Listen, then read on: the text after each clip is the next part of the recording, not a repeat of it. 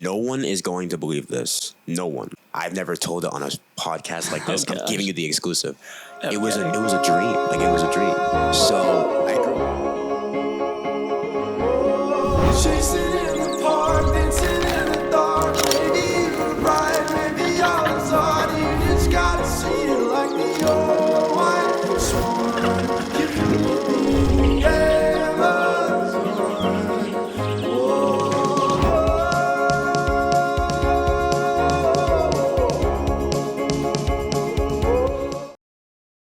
This is the Pure World Podcast, and today I'm sitting down with Wes Woodson. What's up, Wes? How you doing? I'm doing well. I'm excited to be on this podcast with you. Yeah. I mean, how long have we known each other for? For a bit. I would freshman say year of college? Yeah, freshman year of college. So Wes and I went to Babson College in Wellesley, Massachusetts, where we studied business and entrepreneurship and all sorts of, digital marketing and brand creation and just like how to be creative and bring your ideas to life. Yes. What else did you study in Babson, and like what did you get out of your college experience? Well, first, I do want to say that it's special to be on this podcast because, for one, I was traveling last week and I was going through my phone, old photos, and there was a photo that you and I took at a semi of some sorority semi on this dance floor. I was like, yo, this is hilarious. And we're still friends, still to this day. Yeah. But going to your question of what did I learn at Babson? I think Babson, as you know, it's a very business-heavy school, right? So we could study anything under the concentration of business, under the umbrella of business. Right. I didn't study any specific concentration. I took classes like sociology or consumer behavior. I love studying why people do what they do. It's been so fascinating to me. So for me, the biggest thing I took away from Babson is obviously I got a chance to learn why people do certain things. But then from a business perspective, I learned that it's okay to fail.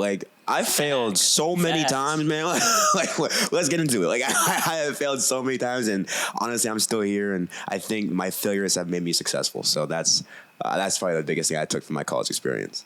That's so true. Yeah, man. The failure, fail forward. Forward. Oh my gosh. Some kid said that to me too. Yeah. My first freshman year during FME. It was nuts. So for everybody who's listening or watching who doesn't know who you are or what you do you want to give a quick little rocket pitch about, who Wes Woodson is? Oh my gosh. Who am I? Well, I am a lot of things. I think I'm Wes, and I'm a storyteller, a professional public speaker, and a mental health advocate. My goal in life is to inspire 1 million people to be their true selves and to realize 3 words: I am enough. So that's my passion. Cool. I've published a book. I give it a TED Talk. I travel the country speaking about mental health and anxiety, and I'm here trying to help people. So that's what I do. Nice, man. Yeah. Well, we're super glad to have you here. Let's go back in time, in high school. Mm-hmm. When you were kind of, maybe a junior or senior in high school and you're trying to decide what your next chapter looks like. Yeah. Where was your head then?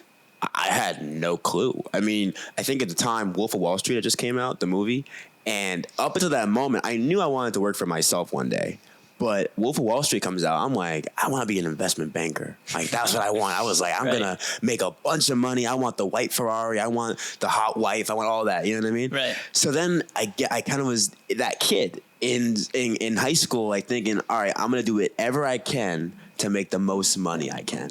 Right. Okay. And I think it's interesting because I am not an investment banker. I'm not even good at numbers. I can't even do basic math. I'm terrible at math. But I learned that I discovered that I wanted to do something in business. That was the biggest thing. And I didn't know where to really look for that. And the funny story is I actually applied to Babson by accident, right? Okay. I did speech and debate in high school. Mm-hmm. I'm doing a competition in California. So I'm flying from Boston to California. On the flight, there's a Babson magazine stuffed in the freaking, right? Yeah. So I open it and I'm like, oh shoot, this is the number 1 school in the world for entrepreneurship. I'm going to go there. Okay. So I applied to 5 schools. I applied to Bentley, Bryant, Babson, Syracuse, and my reach was UPenn, University of Pennsylvania. Right. I went to the Wharton School of Business. Right, of course. Then I got rejected from pretty much half of those schools. Mm-hmm. And I'm like, oh, shoot. Babson was the last school I was going to hear back from. I'm thinking, all right, if I don't get into Babson, what am I going to do? Yeah. You know what I mean? Right. Then I ended up like getting in, and I was like, this is amazing. And I discovered entrepreneurship and the fact that, you can really learn how to think entrepreneurially. It's not necessarily running your own business, but it's how you actually can creatively solve problems. Right. So, I mean, I loved it, and it's been the best 4 years of my life. Cool. So then you get into college. Yeah. And make a bunch of friends 100%. and maybe start your own business. 100%. What was that like? Like when did that switch flip? Well, for one, I was always the kid in middle school and even elementary school, but specifically middle school, selling like packs of gum. Right. Like I was the kid hustling to make a quick dollar, right? The lemonade stand. I went door to door as a kid selling chocolate because I have a big peanut allergy. So whenever I go to birthday parties, I would just take all the candy from the goodie bags that I couldn't eat myself. Right. And I put it in like a box, and I would go door to door selling it as like reused candy, as recycled candy. And nice. I knew I was this way. I think it's part of who I am, right? Of selling things. But when I was in high school, going back to high school for a second, I ended up breaking my leg, right? And the reason why I mentioned this part of my story is because that's where things took a turn for the worse. Okay. Before that moment, not only did I want to be an investment banker, I wanted to play basketball, right? That was my dream, to play college basketball. Yeah. That injury ended my competitive career, right? So I couldn't play college basketball. Right. So for me, what it did was it hit a hard reset on my dreams and my expectations for myself. And I went on this mission trip to Peru. Okay. Trust me, this whole story has a whole meaning to it. That sounds epic. Thank you. Yo, dude, it was nuts, right? It was awesome. Now I'm thinking, I have no business being here. Why am I here? My parents made me go, essentially. It was a thing my high school did. And we're in Peru. I'm helping people build homes for the poor, right? And I meet this little boy named Nico. Now, Nico, he's like maybe 5 years old. Now, these little kids are playing soccer. And I forgot to mention, too, I have like this big knee brace on my knee. Oh, right. Right? So you had injured it. Exactly. Right. So I'm like, whoa, like, why am I here? I'm in the dumps because I'm losing basketball. I'm kind of in this space where I have no idea what's next in my life. But at the lowest point of my life, like, I meet this little boy, Nico, and I just met that, like, this whole thing just transformed in my head. Like, in that moment, I realized that people who might not have the same resources as you and I, they understand the riches of life, which is gratitude, which is love, which is patience. And I understood in that moment how my actions could bring brightness or impact someone else's life in a positive way. Right. So I was like, how can I do that? How can I do more of that? How can I positively impact someone's life? And when I knew entrepreneurship or selling things or creating stuff is a part of who I am, that question popped off in my head of like, when I got to Babson, I was like, I want to make something that can inspire someone in a very positive way. Yeah. So I get to Babson. I'm going through a very messy breakup at the time, my sophomore year. I had a girlfriend in high school. We break up. Sophomore year as well, like the hardest year you can have at Babson, right? It's like you have Mac and Tom, that accounting class, all that wild stuff. Yeah. I'm in the dumps about it, and I had this idea. I was like, what if I can just create something that I need to hear myself, right? And I knew for me, I wanted to learn how to love who I am. I think I've struggled with self-love. I've struggled with anxiety my whole life. Right. So I had this message of like, being not afraid to be yourself, right? And I came out with this hoodie that had this message on it. And I kind of wrote this blog post about my personal story, my own dealings with anxiety, depression, having a rare skin disease that I would always hide from people. And I wanted to kind of encourage people to like not be afraid to love who you are and not be afraid to be who you are. So I started with that mission with like these hoodies. Yeah. And the business was born. And that's when my lifestyle brand, The Hidden, was born. And that's what I do today. That's what my message has now been built upon. So it's kind of like the epitome of like creating a personal brand. Exactly. And like creating a social impact 100%, business. 100%. And okay, so we got The Hidden now. The Hidden. That's kind of the brand identity. 100%. And you mentioned some things of like being not afraid to be yourself. Where did the name The Hidden come from? What's like that direct lineage? No one is going to believe this. No one. And it's like, I've never told it on a podcast like this. I'm giving you the exclusive. Okay. It was a dream. Like, it was a dream. So I grew up very religious, kind of spiritual, never knew what that was essentially. And I had a dream. It was, in this dream, there was a door. On this door, it just had the words etched on it, God bless the hidden. And I woke up the next morning, I was like, I want to make something like this. I want to make that Wow. phrase. I don't know what it is, right? Crazy. It's nuts, line. right? That's nuts. So then I ended up, Babson, all these different kids have different skills. So there's a kid who I met, his name was Jarrett. He was a graphic designer. And I was like, look, I don't know what I'm making, but I just need you to help me make this vision come to life. So he's like, all right, cool. So our first sketch was like a pair of like prayer hands with like a rosary bead inside of it, and the bead spelt out the hidden. And on the cuff of the hands, it had GBTH, which stood for God bless the hidden. So he was like, what are you gonna call this brand? 'Cause I was gonna put that design on a hoodie, and I was like, I'm gonna call it God bless the hidden. And then the kid was like, Jarrett was like, just call it the hidden. Nice. It was like that iconic like Facebook moment. Where It's a movie thing. Exactly. I was just like, what? So that's where the name came from. The hidden. The hidden. And then when he came up with that, I thought about it more. I'm like, oh, it makes sense. I mean, the thing about our logo Right. is on my shirt right now. It's the hidden right here. But for me, I used to always hide my spots. I mean, I have vitiligo on my hands. Okay. And I used to always wear long hoodies to hide my spots. Gotcha. So it came full circle. I'm like, now I'm making hoodies with this message of being your true self and not hiding yourself. Right. So yeah, that's where the whole name came from. Yeah, it's super cool because it is ambiguous. It's ambiguous. Like the hidden and It's ambiguous. yeah, it's really cool. Yeah. Really cool branding. Thank you. Yeah, I appreciate it for Thank you, sure. of course.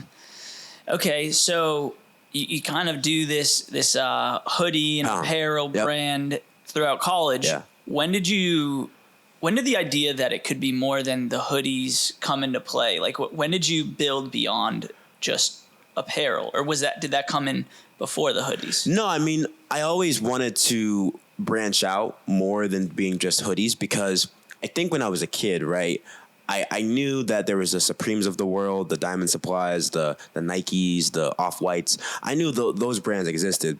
And I never forget it. Our friend, I mean, he goes to Babson too. He graduated from Babson, Jonathan of God's Soul. I went to his show, one of his shows, and I'm looking at all these kids, like these hype beasts, you know what I mean? And I'm like, I'm never going to build the next Supreme. Like, that's not who I am. That's not my DNA. So it was like one of his shows. I realized that, like, this has to be more than just hoodies, right?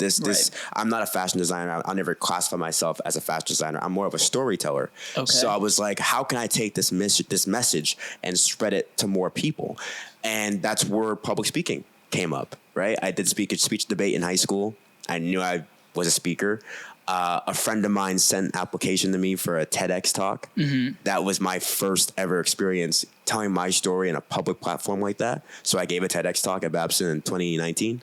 And that was when the hidden became more than just a hoodie. It now became kind of like a movement. Yeah. I think that's great self-awareness to know that, like, you aren't a fashion designer. Nope, I'm not. And then also it ties in core competency. Yes. You know, Yes. like understanding like your core competency as a business isn't to design the most fashionable pieces. It's storytelling. Storytelling. 100%. You know what I mean? And so like having that self-awareness of core competency, I think, is a super important business skill for all entrepreneurs moving forward. I totally agree. I think having that core competency or having that self-awareness, you understand what you're good at and what you're bad at. Right. I know I'm a terrible like fashion designer. I don't know measuring tapes from freaking. Same with me. Dude. Right. I can barely dress myself. Me too. I wear the same thing every single day. I wear the same exact thing. That's why hoodies are a cool like little excuse. I mean, because for me, hoodies aren't really a big fashion piece, but everyone has one. Yeah. But I'm not a fashion designer, right? I'm not the next Virgil Abloh. I'm not the next, rest in peace. I'm not the next Ralph Lauren. No, I'm none of that, right? I'm not the next Tommy Hilfiger. I'm not that. I'm just trying to create this movement, create this message, through a brand. Well, then like you had another lesson that was important in your story too, by reaching out to somebody else who had the skill to design the design. Yes, exactly. To design the logo. Like that's all about, delegation and teamwork 100%. and just like having a team and understanding that, I could try to make the design myself, but it's not going to be as good as if I work with somebody else who's got that core competency. Yes. So I think that at the end of the day, when you're trying to build a business, you have to have that, again, self-awareness. 100%. And you have to, I mean, whether or not you are paying your designer or, you know, I don't know, however you get that relationship to happen, it takes some sort of investment of like, you know, reaching out to a person you might not be comfortable reaching out with. You might not have the strongest relationship with. Maybe you have to dig out some cash from your savings account to hire the artist to make the design, you know, like, but you really have to, you have to dig deep. And I think like, don't be afraid to reach out for help from other people. And it's not even that, because even you just reminded me of my own story. The designer, right? Jared, cool guy, like great dude. And I remember I was like, all right, after this design, I want to create more stuff. And he was like, yeah, you're going to have to probably pay me. Right. I'm a kid in college. I don't got 2 nickels to rub together, right? I don't got nothing. So I was like, all right, how am I going to do this? Now, again, Babson's is a great cool because there's so many different kids who can help inspire you. And I've been sitting in my marketing and IT class, right? And I'm asking, like, I'm talking to this kid next to me, and he's like, I'm talking about the brand and like the fact that I was going to pay, you know, Jared this huge amount of money. He's like, you know, you could do that yourself, right? You could design yourself. I was like, I'm not a graphic designer. He was like, but you can learn, like you can go on YouTube, you can go on Google and take some tutorials. And I was like, oh, okay. And then I didn't even know this, but Babson, they actually gave us laptops that came pre-installed with the full Adobe suite. Adobe, yeah. So I was like, oh, shoot. So I started to learn Adobe. I started to learn Photoshop and Illustrator and Premiere, and I became working for myself. Yeah, because it's hard to teach creativity. 100%. It's easy to learn like how to use the tools to you know, delineate and expose your creativity. Exactly. So if you've got that creativity, and we're all born with 100%. a level of creativity, it's just being able to express that creativity. And that might take a little bit of time of learning the tools. Like learning, like I can't draw, but like I could come up with something incredible in my mind. And then if I learned how to draw, that's where the art could really. Yeah. Man. And same with like I'm a musician, not the best musician ever. And I don't really even know how to like balance the volumes properly, which like people are sound engineers. They go to school to learn how to do those things. But the creativity is what you're born with and 100%. What you experience along the way. And so it's those experiences that give you the inspiration and the 100%, creativity. 100%. I agree with that. 100%. It all like comes together. Yeah. From all different directions. In time. Yeah, for sure. I do think that the experience aspect of creating is important because, you know, and that's what you're creating based off of. Yes. It's your experiences. 100%. Like you going to Peru as a high schooler. Yes. Sounds epic. And that's an experience that not many young people get to have. What was that like going outside of the country for the first time? I mean, I've vacationed like on cruises before like that, but I've always been to tropical places, right, for vacation. This was not tropical. This was not a vacation. You were put to work. You were seeing a different way of life that was outside of the bubble of living in the suburbs your whole life. And I got a chance to really see how the world really works, right? And I was so grateful for that because it showed me that A, I live in a bubble. B, I, up until that moment, had a false perception of how I thought the world actually worked. Yep. And honestly, I even had to take a look on the inside and put a mirror to myself and be like, am I grateful for what I have? Do I even exercise gratitude towards what I have or the people that I have in my corner? Right? Because I'm seeing these people who have next to nothing still be so happy and filled with joy, right? And I'm like, wow, like, why am I so sad at home, right? Why am I sad about that I lost basketball? Right. But this kid, right, he has no pair of shoes on his feet, but he's still out here smiling like it's like the best thing in the world that he's playing around with the soccer ball, which, mind you, it's made out of trash. It's not even an actual soccer ball. It's made out of trash. So I'm like, wow, like I'm really learning what life is really like, right? And it did expose me to a lot. And I'm forever grateful for that experience. Yeah, I think travel in general broadens your perspective on life. Yes. Yeah. Yes. So you recently went to Hawaii. Woo. How is Hawaii? Because I've never been to Hawaii. Woo. I've been to Hawaii. Yes. So you got to back up a little bit how we got to Hawaii, right? Yeah. So my girlfriend and I, Katie, we've been dating for about 2 years. For our first year anniversary, Basically, after I graduated college, my professional public speaking career took off, and I started speaking professionally. Which we'll talk about. Yes, we'll talk about that. And I basically had a lot of money compared to, that I never had before. Yeah. Right. And I'm like, all right, you know what, Katie, like, we're going to celebrate our first year anniversary. Nice. We're going to do it big. So what I did was, she's a big, like, Lilo and Stitch fan. Like, she loves that movie, right? That's why our Wi-Fi password is, like, something Lilo. I'm not going to say it out loud, but, but it's something related to that movie. Yeah.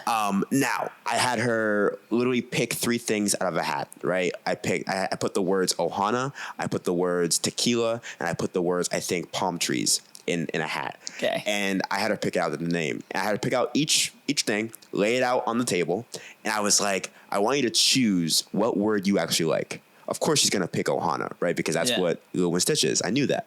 She's like, all right, Ohana. So I'm like, all right, we're going to Hawaii. So I brought her to Hawaii for the first time ever for our first year anniversary. That was a beautiful trip, right? Beautiful, like the beaches, the island, like the people, they're so nice. But I'm not gonna lie to you, it's super expensive. Like that's expensive. Yeah, so expensive. I've wow, never been, dude. Yeah. Strawberries are $10 over there. Like strawberries you pay for like $4 here. They're $10 over there. Yeah. It's ridiculous. And they have a huge homeless problem over there. I didn't know that. I didn't know that either. Yeah, man. And it's a beautiful place, but there are places that you can see where just the discrepancy and not the distribution of wealth is it's wild out there. I mean, you have the super rich and you have the poor. Yeah, and it's hard to find that middle. Who are the super rich there? I would say they're anything from retirees, from people who are just self-made themselves and they just retire in Hawaii. Some are just real estate developers who just succeed over there and live so everything. Not like born and raised. No, they're people born and raised Hawaiians over there, and there's a huge Asian population over there. Right? Yeah. I mean, dude. Yeah. Yeah. And it was beautiful. I loved it. And then obviously, Katie and I booked this like helicopter tour around the island. When we saw Barack Obama's new house, what? This dude has a fortress in the water. He had a house in Hawaii. I found it out on the tour. I was nuts. I was like, wow, man, this is awesome. Wow. Yeah. What was at one point while you were in Hawaii that maybe put you outside of your comfort zone? That helicopter ride for sure. Actually, no, it was hiking. I would say the helicopter ride and hiking. We went on a 10-hour hike our first day. Okay.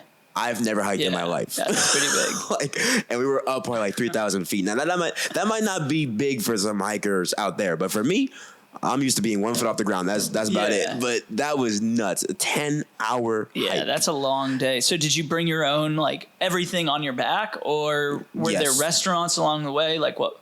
There was no restaurants. You hiked to, like, the top. That's a weird question. No, there was nothing. And I should have packed a lot more food than I did. Gotcha. And it was so bad that by the time we got to the bottom or heading back down, like, Katie her feet started to hurt, so I had to carry her down too. You carried. So I'm carrying my girlfriend and like 5 pounds worth of gear, right? So I'm like, thank goodness that I'm in the gym like that. But paying off. Like they're paying off. And this is not like an easy path. Like this is like terrain, like very like hilly, and we had to like climb like using ropes. Like it was it was nuts. It was not the normal hike. I quite literally thought I was going to lose my life because you're looking at the edge. You're like, oh, if I make one misstep, I'm falling easily. Down to the ocean? No, down like to this pit. Like there's essentially this pit. Was it a volcano? It was a decommissioned. Yeah, it was like an inactive volcano. Inactive. Right. That's something that you definitely do in Hawaii. Right. Oh yeah, it was beautiful. It's like I don't know where. Yeah, beautiful. But I was just like, I almost lost my life. It was pretty wild. That's crazy. Yeah, Hawaii is a really interesting concept. The fact that everything is so much more expensive is interesting. The fact that there are so many TikTok influencers in Hawaii. Oh my gosh. The idea of going to college in Hawaii is hilarious because I remember just like growing up, my parents, like the joke was like if you go to college in Hawaii, you're probably not going to finish college.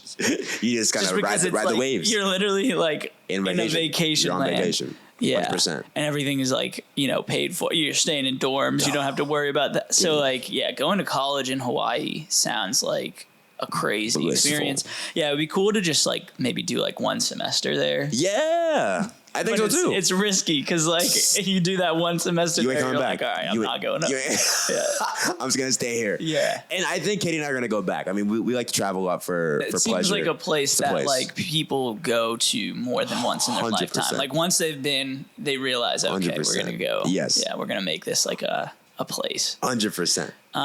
Wow. Okay, so Yes. I want to get into your travels speaking. Yeah. But before we can talk about that, how did you get started in the speaking career and what is that like? So my journey of being a professional public speaker happened 100% by accident, right? Okay. Because although I gave that TED Talk in 2019, I had And wait, the TED Talk was what? it was hosted at Babson. It was hosted at Babson. Right. And That's a cool opportunity. it was a great opportunity, right? And I'm thinking, this is awesome. This is great. I never thought this was going to be a career, right? And I even tried to make it a career. And while I was at Babson, Yeah. I think I appeared on someone's panel for entrepreneurship and they paid me like $100. And I was like, oh, this is the coolest thing ever. Like I'm being Right. paid $100 to speak for 45 minutes. Like that's awesome, you know? Yeah. So I'm like thinking on the top of the world, but that's not what I thought. I mean, when I was at Babson, you know, I was in a relationship and that relationship was toxic. And when that relationship ended, I found myself in a very low point, you know, a very, Right. very low point in my life. And, you know, anyone out there who's been in that very dark space, you know exactly what I'm talking about. It's very hopeless. You don't know who you are as a person. You lose your sense and you're willing to live, right? And I ended up being hospitalized for suicidal ideation.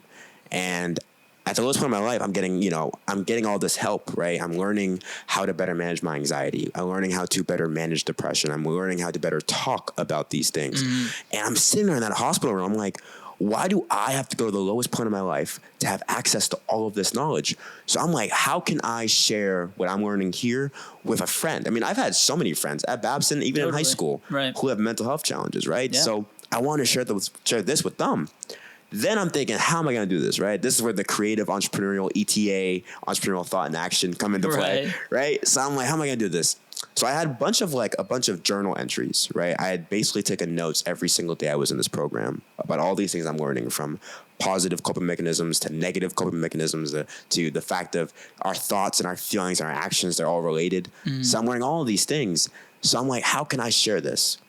The first idea I had, a book, right? So I basically turned all those journals into a book, which was Nice. published in 2021. Right. And that was great. It's called I What Have is it Anxiety. called? I Have Anxiety, So What? Get it? It's on Amazon, everywhere else. Nice. Shameless plug. But yeah, so that was my first iteration of telling my story to a large population, right? Right. Then I was like, all right, cool. Now, mind you, this was during the pandemic. So I'm on unemployment. I'm collecting unemployment. Yeah. I'm like, dude, I'm in the dump. Unemployment's about to run out in September 6th. Never forget that date. September 6th, 2021. Yeah. I'm like, all right, crap. I got to go find a job. Yeah. Because the hidden selling hoodies, it ain't doing it. It ain't paying the bills, right? It's Yeah. just, it's a cool thing I'm doing here and there, but it's not a career. So then I'm like, all right, what am I going to do? A professor at Babson. I happen to be going through my Babson email, emptying out my Gmail account. 'Cause I don't use it anymore. And I come across this email. The subject, the header, it was like, I know you're working on the hidden, but check this out. I open it. It's an application for this company. Now, this company is called Dear World. Yep. Not Pure World, Dear World, right? Dear World is a storytelling company. Yeah. So they hire public speakers to basically teach people the power of storytelling. So I apply to become a storyteller through them. That application, had I not checked that day, the application was due the next day. Right. Kid you not. I apply. I get in, right? So I'm Yeah. like, oh, shoot. Tell me the first gig I ever have, the first form of income I'm going to have, right? That unemployment's running out on September 6th. My first gig was September 5th. So I was like, well, I have a job now. That's This is amazing. awesome. So through Dear World, in under a year, I'm traveling all around the country. I'm going to freaking Washington State, like Seattle, Washington. I'm going to freaking Brown University in Rhode Island. I'm going to Florida. I'm going to Wisconsin. I'm going all over the country. In under a year, I'm like, whoa, this is wild. I'm getting paid for it. Then all these schools that I'm going to, because I'm not sharing my personal story, I'm giving a presentation. Yeah. These schools are like, wait, we want Wes to come back and share his story. I'm like, you do? So I'm like, all right, cool. So I come back, and that's what started my business of speaking individually. Right, yeah. And I also was signed to another company as well called Minding Your Mind. They're a nonprofit, and their mission is to eradicate the stigma around mental health. So I was just like, all right, cool. I started working with them. Same thing happened. These schools want me to come back individually outside of these two organizations to speak.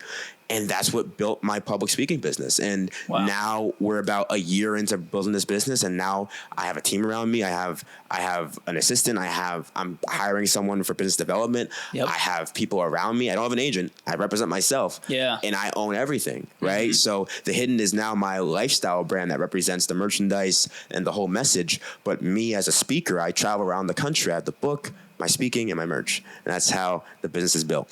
Wow. And so you don't have an agent? Nope. Would you have considered Dear World an agent? Yeah, essentially. Okay. Yeah, essentially. Yeah. They're the ones that got my foot in the door. And I still work with them today here and there. Like we have a gig coming up in 2 weeks. I'm going to Wyoming, I think. Gotcha. Yeah, because I mean, having an agent, I think, is it's a very interesting business model. Yeah. I think that, I mean, almost every single comedian, musician, I know has an agent, except for maybe very few. Yeah. And I feel like it's very difficult to not have an agent. It is. It's difficult. Do you feel like it's economically much more lucrative to not have an agent? Mm-hmm.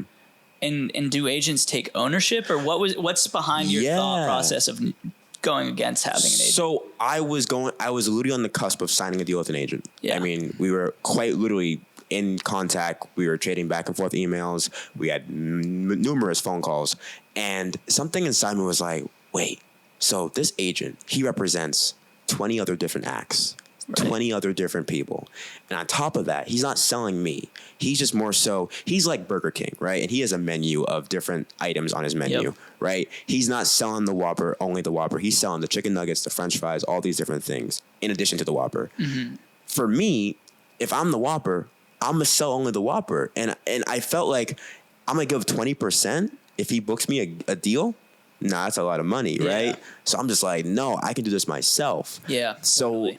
It's going back to what we talked about before about those core competencies of learning how to do it yourself. Yep. I was like, I can do this myself and keep 100%, right? Mm-hmm. And I have an employee. I have people under me helping me do this and achieving this big mission I have. But I'm selling me. I'm not selling Wes and other people. I'm selling myself. And that was my idea of like really kind of owning my own brand and owning my own voice instead of leasing it to someone else. Yeah. I think that makes sense. Yeah. I think on the flip side of that, by having an agent, you like getting back to the core competency thing. Like if your core competency is the speaking and the storytelling, by putting 100% of your effort in the storytelling and only like your creative, like all of that stuff, instead of having to worry about, like signing the gigs and how much money is going to be on the check and like all that stuff. Like there's an aspect of delegating that is relieving. 100%. But also if you put in the effort at the beginning to hire business development and to like build a team around the business model that you're trying to create, then it gets automated anyways. I guess it's a question of, is the 20% that the agent would take, is that more or less than how much money you would spend on a team, like a contract team member? And so like, it comes down to like financial models. It does, like because for me, I had to realize with or without the agent, I still have to do some work, right? Like I still have to go promote myself, right? It's just, if I go promote myself and I end up getting a school that wants to have me come speak, I have to then say, oh, you have to contact my agent, right? Yeah. No. So either way, I'm still doing the work. Now, you're right. The nitty gritty of like the sales part and like the contracts and going back and forth with proposals. And I do that now. And that's a lot because it's taking me away from, going on stage and speaking and storytelling. I get that. But it's like, what do you want? What do you value more? Do you value leasing and having someone else do all this stuff for you? And don't get me wrong. I might get to a point. I want to make this clear. I might get to a point where I could get big enough where it does not make sense for me to, do this whole thing back and forth. Now I might have to just say, all right, 20% not so bad, because then the ticket of things are getting higher. Right. But if my speaking fee is X amount 20% is a big cut of it, right? Yeah.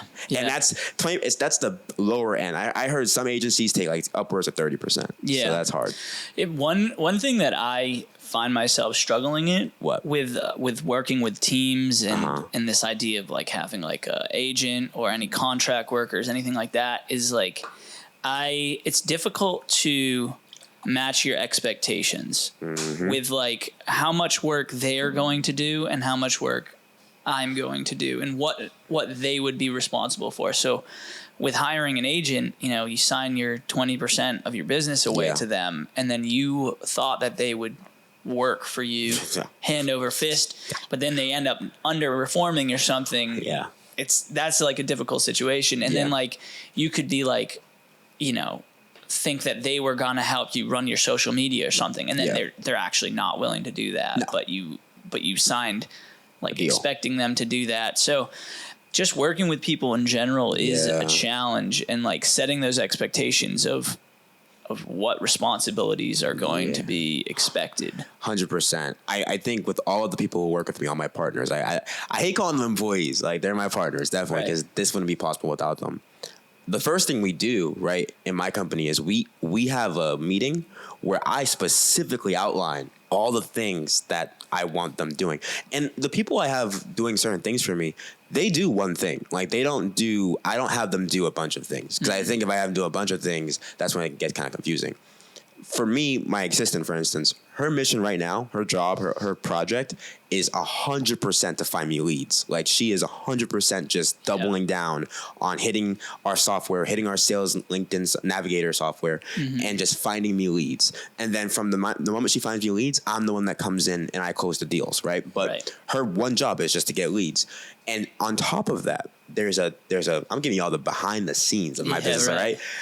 There's a task list. So she reports everything she does based on each week, right? So I know every Friday to go check that to see, all right, if she says that we have 10 leads in the pipeline, I can go back and see the real numbers, right? I can go back and be like, all right, we have 10 leads in our system. Right. But if there aren't 10 leads, if she's saying we have 10 leads, there's discrepancy. Right. What's going on here? Now we got to reevaluate.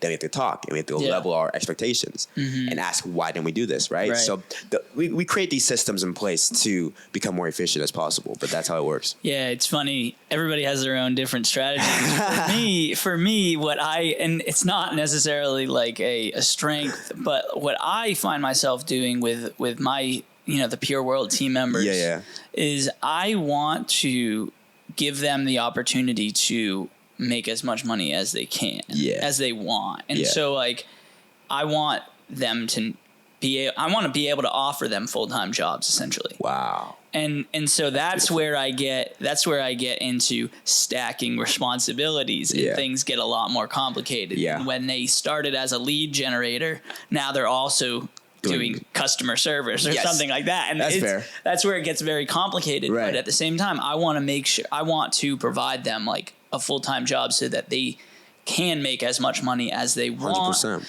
But it's difficult, and it's like that may not be as efficient because they get confused. And just managing teams, man, is very difficult. Dude, it's hard. It's hard. It's not easy. It's not an easy thing at all. Yeah. It's very hard to do. Yeah. But I think I'm learning. I think your team, what you have over there at Pure World, you have a full team around you, right? My team is right now a team of 4, right? So I have me, I have my assistant, I have the person I'm bringing on for biz dev, and then I have my manufacturer, the guy that's in charge of doing all my merchandise, right? So like I have those people. And then that's not even to mention my outside partners, right? Like the Minding Your Mind people. I have Dear World people I got to talk to. Like I have a producer for Dear World I got to be in contact with. I have a producer of Minding Your Mind. So there's like people I communicate on a daily basis. That's very, very like hard to do. You know what I mean? So I get it. Managing a team is hard to do. I sucked at it in the first few months, but I'm getting better at it with time. So you have so many things to do on a daily and weekly basis. 100%. How do you organize your time and your tasks? Do you have any strategies? If Katie, my girlfriend, walks into this podcast, you can ask her that same question because we are just talking about this. My strategy is Google Calendar, right? That's my bread and butter. I think I live by my Google Calendar, right? And some might be like, yo, that's Wild West. Like, why do you do that?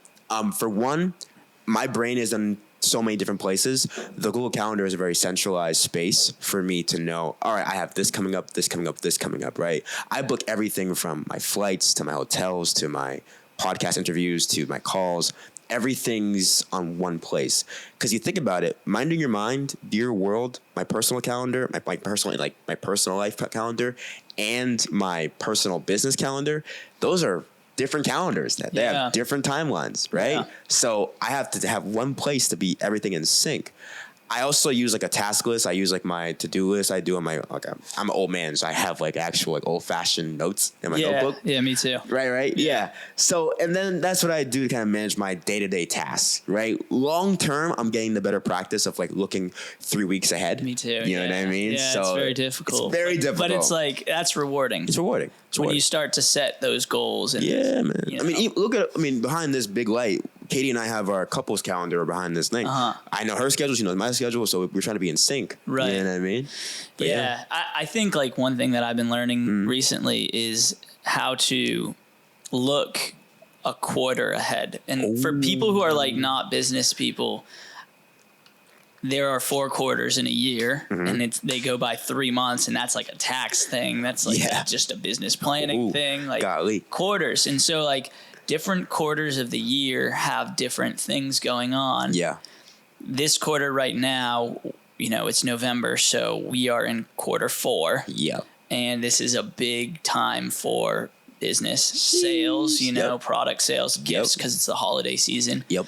And so like, I'm already starting to think about what next year's quarter 4 is going to look like. Ooh. And where do I want the business to be in next year's quarter 4? Ooh. And what next year's, what I'm going to be spending my time doing in quarter 1 and 2 and how quarter 3 plays out and like all those things. But like the more organized and planned you are, I think the more you can accomplish. 100%.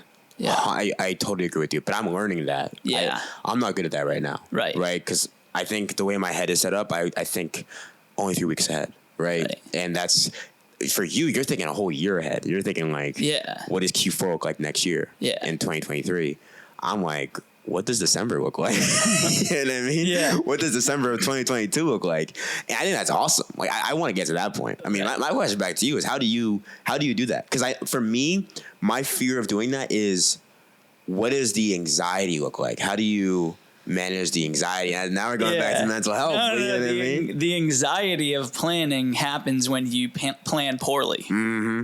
When you set like, oh, I want to do this thing in the next 3 weeks, but really, and like there's a deadline, like, oh, right now is November 2nd. Yes. And so Black Friday is on November 25th or 26th or something. Yes. So I've got about 3 weeks. Yeah. Oh, I want to introduce all these new products because it would be ideal for me to introduce them by Black Friday. Yes. And that's only 3 weeks away. Yes. But that is a huge Goliath goal. Problem. Yeah. I'm not going to be able to truthfully achieve that goal in 3 weeks. And maybe I can. I'll try my best, but for my mental health, that would be very difficult. 100%. To set that expectation that's unrealistic. Yes. And I guess my question for you too, what is your core business, like your core thing, like your nucleus? Do you prioritize all of your day-to-day things from that nucleus, or is it kind of like shooting gun? Like what is revenue generating?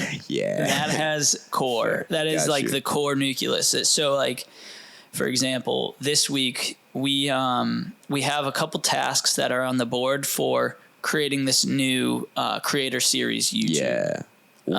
Series with like all of our community members creating YouTube videos that we send out on our YouTube account. Yeah. That's not revenue generating. Correct. We are also looking forward to Black Friday, and we need our advertising to be on point for Black Friday.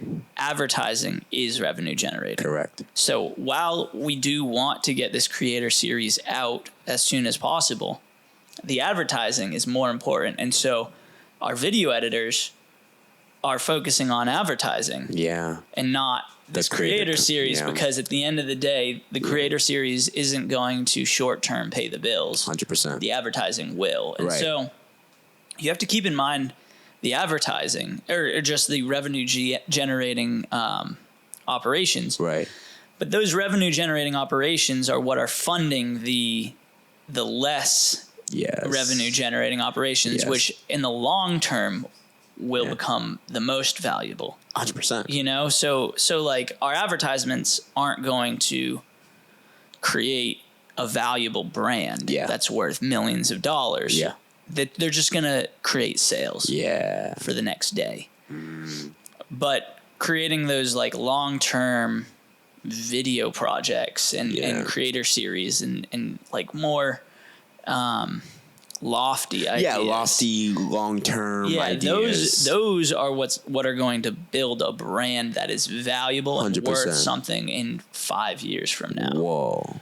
See, like hearing you, and you and I have had numerous business conversations offline, off the podcast, over the phone, right? Even like last week. But I think hearing you and like obviously knowing like how your business has started and how it's been growing, I love it so much, and it's inspired me because it really has inspired me because I think what you've taught me from afar is how important it is to prioritize like these certain activities. You can have the lofty goals of, like you said, the creator series. You can have the idea of having that exclusive group, whether that's on, and exactly. all these things. But then you have the actual revenue generating business activities. And I think in my business, I think speaking is like the number one thing. Like that's what pays everything, right? But then I also think about community, right? The idea that like, it's not necessarily about creating stuff that like sounds cool in the long-term vision. It's like, how can I create the best thing for my community? Because without my community, this doesn't exist, right? Like when a kid comes up to me and he's like, or they're like, wow, like Wes, like I relate to your story so much. Like you changed the way I see mental health.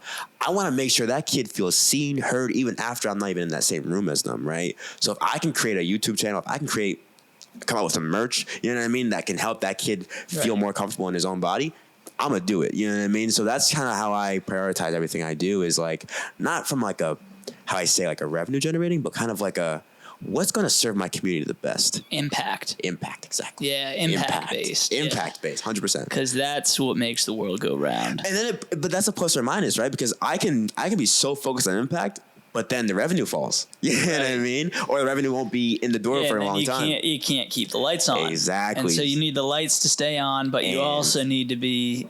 So I think there's a happy medium between you and I. I think there's something like what that is. Yeah, absolutely. Yeah. Cool, Wes. Well, I think, it's about time to start wrapping this thing up. I was enjoying this. I know. I love this. Is there anything else, any other topics that we haven't hit upon that you'd want to mention in the last couple minutes? Well, I think in the last few minutes, I do want to say thank you for giving me this platform. Of course. And sharing this platform with me and having me on your show. Yeah. I think definitely I would love to have you join my community of Hidden Nation. Follow me on definitely at Wes Woodson or at The Hidden Co. Absolutely. Because you mentioned Black Friday, and I think I wanted to use this platform to announce something, if I could. Of course. Black Friday or Cyber Monday, that weekend, I'm doing a wonderful thing where I'm actually creating like what I call these U boxes, so YOU. And in this U box, you're going to get a bunch of hoodies for an affordable price that help you love yourself, because it's all about being your true gift, being the fact that you are a gift. So I'm coming out with these boxes. They're going to be wonderful mystery style boxes. You don't know what you're going to get inside of them. Nice. And it'll be fun. It'll be awesome. So you can definitely sign up for shopthehidden.com. Yep. And it'll be awesome. But besides that brand, I just want to say, like, this is cool. I wanted to take a second to like give you your flowers here. You have a wonderful setup, like the mics, like knowing like this started off as a class project, people. Like, you don't understand that. If you haven't understand that, go listen to the first episode. He explains all of it. But like this seeing how far you've come with all this, man, is inspirational. I mean that. Thank you so much. Course, and same with you. The fact that you're able to take your dream and make it into a reality and spread your impact. Thank you. And make the difference that you want to. Oh, it's golly. amazing. I love it. And it's a great thing that we're doing. We're using business for good. Absolutely. Right? Yeah. Awesome. Well, thank you guys for listening. I'm Jack. I'm Wes. And this is the Pure World Podcast. Golly. If you want to support the podcast, you can grab any merch from pureworldshop.com. Also, shop the Hidden .com. No code. Just shopthehidden.com. Shopthehidden.com. Yep. And we both have awesome products on our website. Wes mentioned his box, that's the U box that's coming out during the holidays. Yes. We've got awesome handcrafted, organic, sustainably sourced products for all of life's adventures on pureworldshop.com. Yes. And thanks for watching or listening. Hope you have a good day. And adventures everywhere. Yes. Oh, she came in. She came in just at the time. No, keep this in. He's keep so this shy. in. This is Katie, is my girlfriend. I took her to Hawaii for the people who are log in now. Exactly. And we were talking about everything from Hawaii to how I manage my schedule. And we were talking about this last night. Katie, do you want to hear what it sounds like?